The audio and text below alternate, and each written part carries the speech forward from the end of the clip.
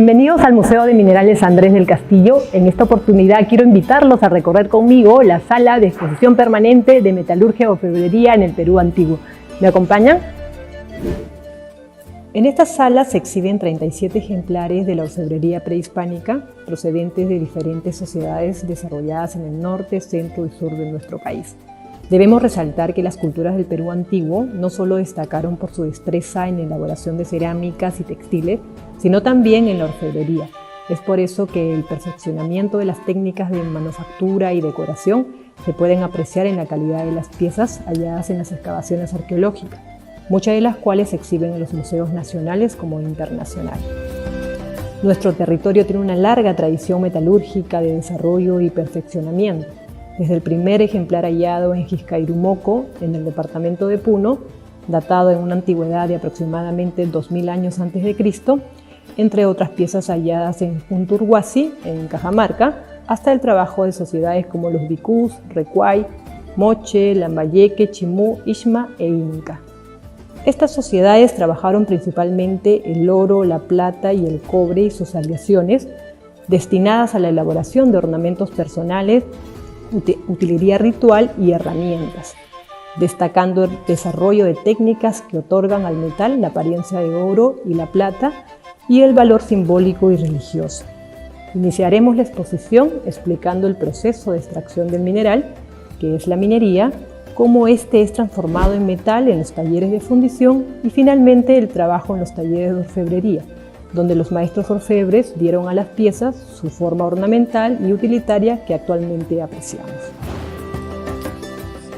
La minería es el proceso de extracción de los metales desde sus yacimientos. Existen dos tipos de yacimientos de donde eran extraídos los minerales o la materia prima.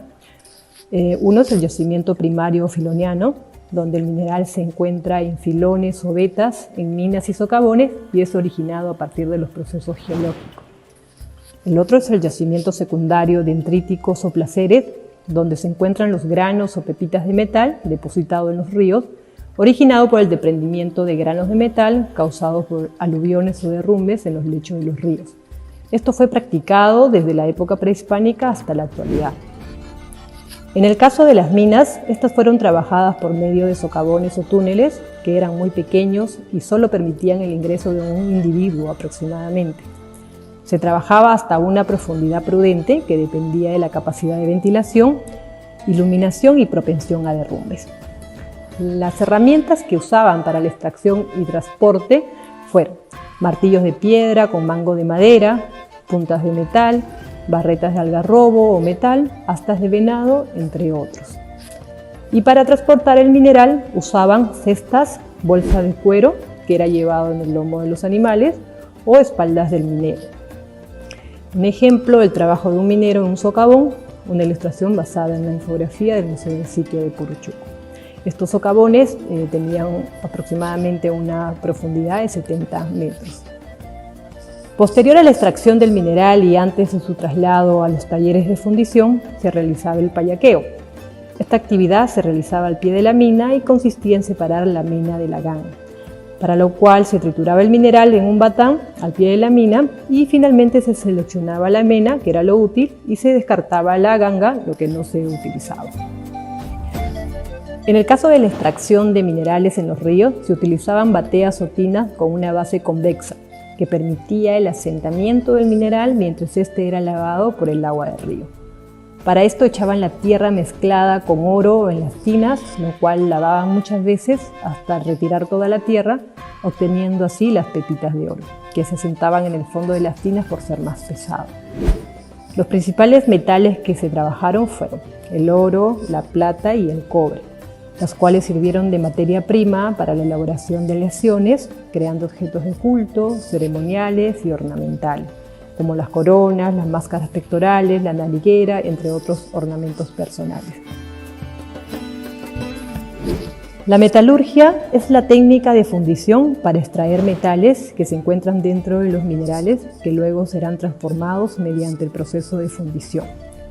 Una vez extraído el mineral de los yacimientos, estos serán trasladados a los talleres de fundición, donde se molían y fundía el mineral hasta 2 veces, para eliminar los residuos e impurezas, separando la escoria de los fluidos. que era el metalud.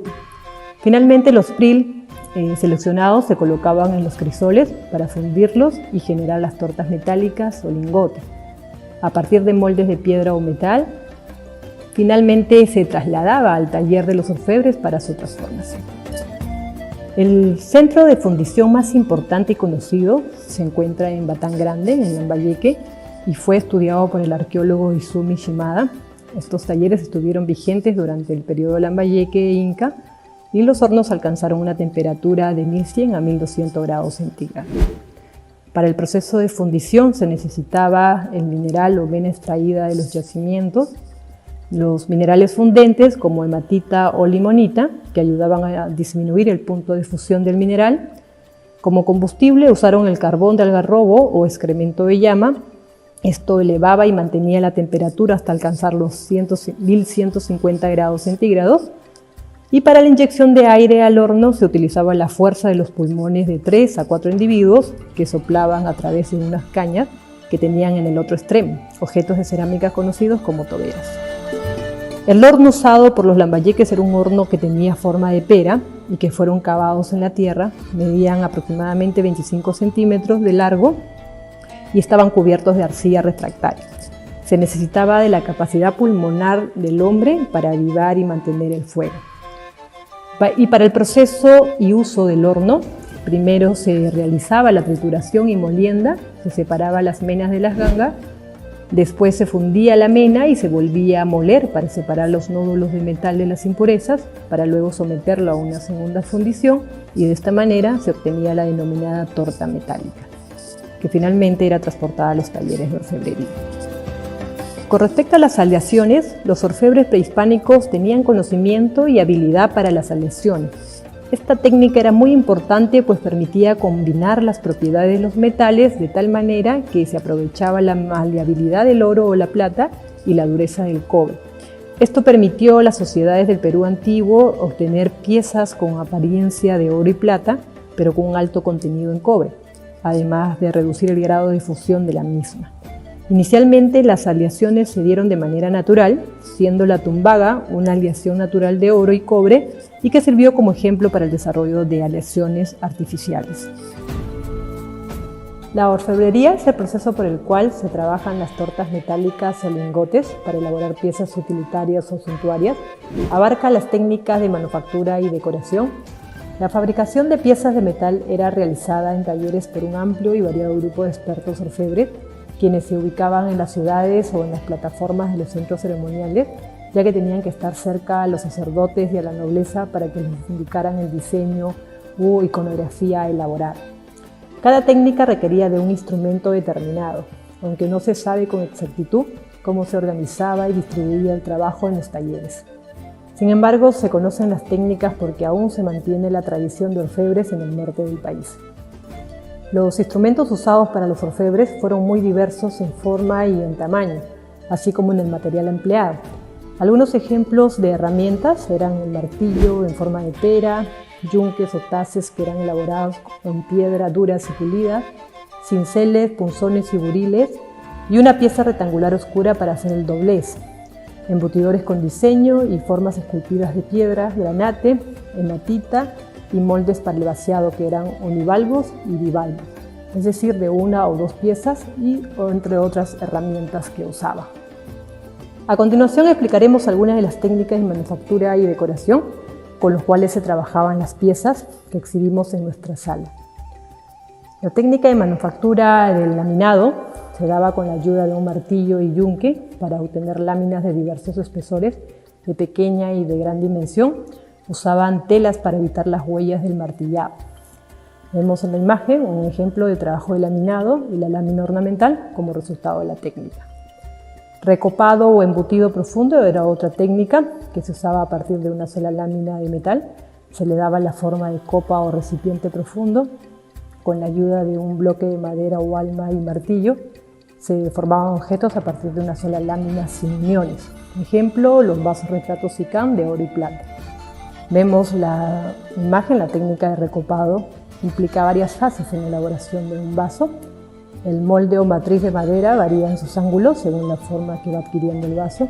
Y al lado derecho observamos una riñonera de la costa central Ichma, resultado de la técnica. El vaciado es otra técnica donde se vertía el metal fundido en estado líquido sobre un molde de cerámica, piedra o metal, adoptando así la forma deseada. Esta técnica era usada para elaborar puntas de flecha, naipes, cuchillos, herramientas agrícolas y figurinas. En la imagen apreciamos una posible fabricación de un cuchillo ceremonial a través de la técnica del vaciado y a la derecha un cuchillo ceremonial perteneciente al horizonte tardío. La cera perdida era otra técnica elaborada con un molde de cera que se cubría de arcilla refractaria. Se sometía al fuego para que la cera se derretía y deje en vacío la forma deseada.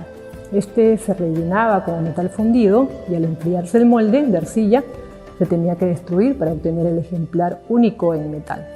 Fue una técnica poco practicada en el Perú por la escasez de la cera de abeja melífera.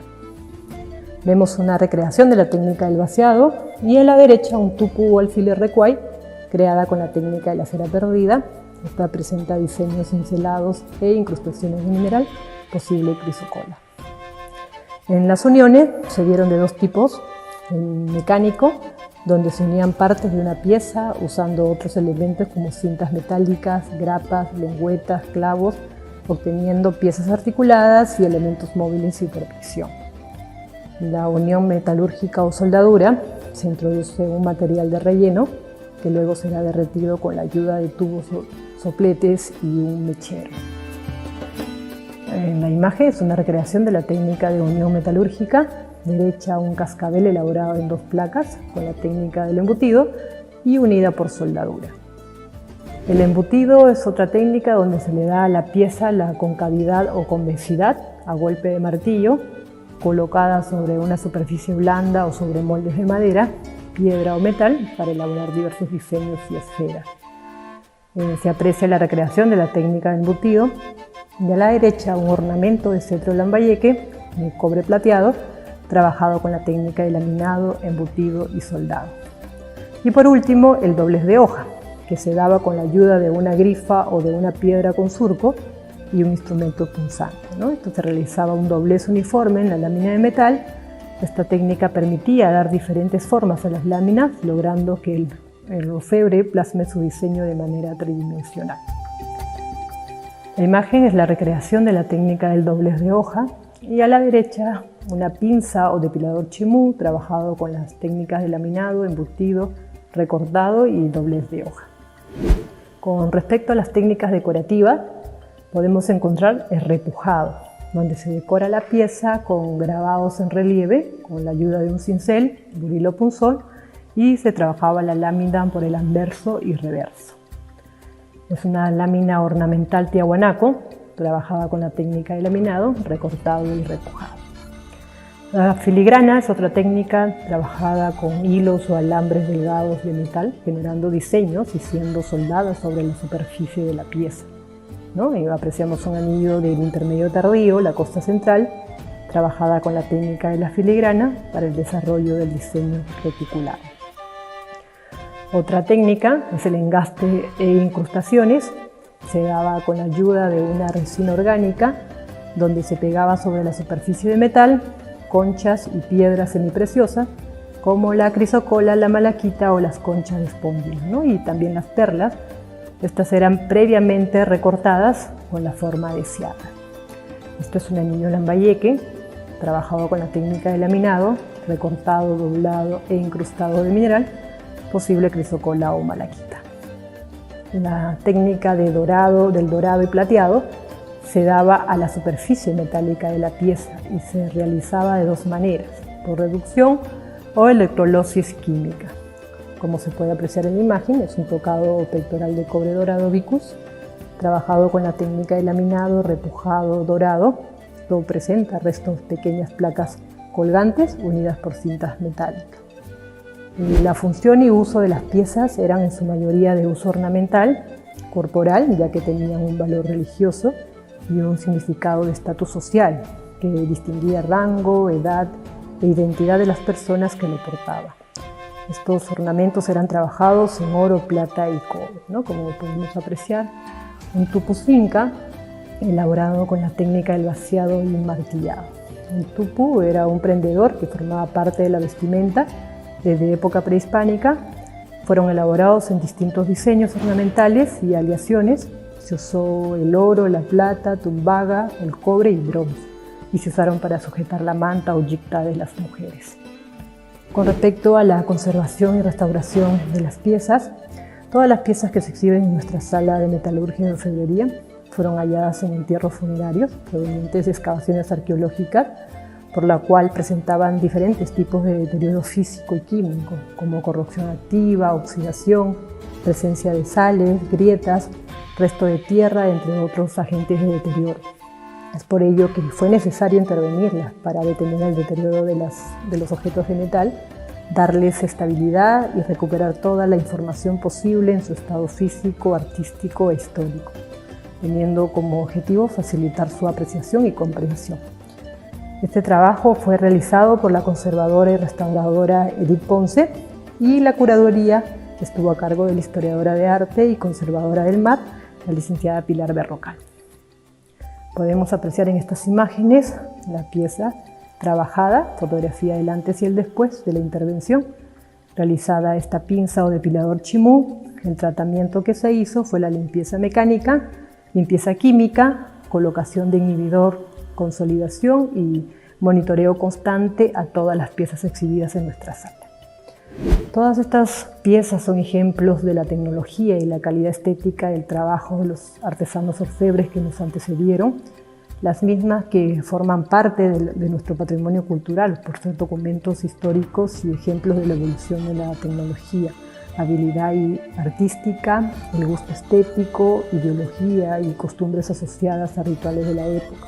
Un motivo más para sentirnos orgullosos de la herencia cultural que hemos recibido y que debemos preservar para el disfrute de las próximas generaciones. Esta información ha sido recopilada en base a los trabajos de los investigadores como la doctora María Luisa Fetter, Paloma Carcedo, Izumi Shimada y George Peter, autor del libro Minería y Metalurgia en el Antiguo Perú. Los invitamos a todos a que puedan visitar nuestra sala de metalurgia o orfebrería en el Perú Antiguo. Estamos trabajando en toda la implementación del protocolo de bioseguridad para poder atender a todo el público en general y a la comunidad universitaria que quiera venir a visitarnos. Siempre estaremos con las puertas abiertas.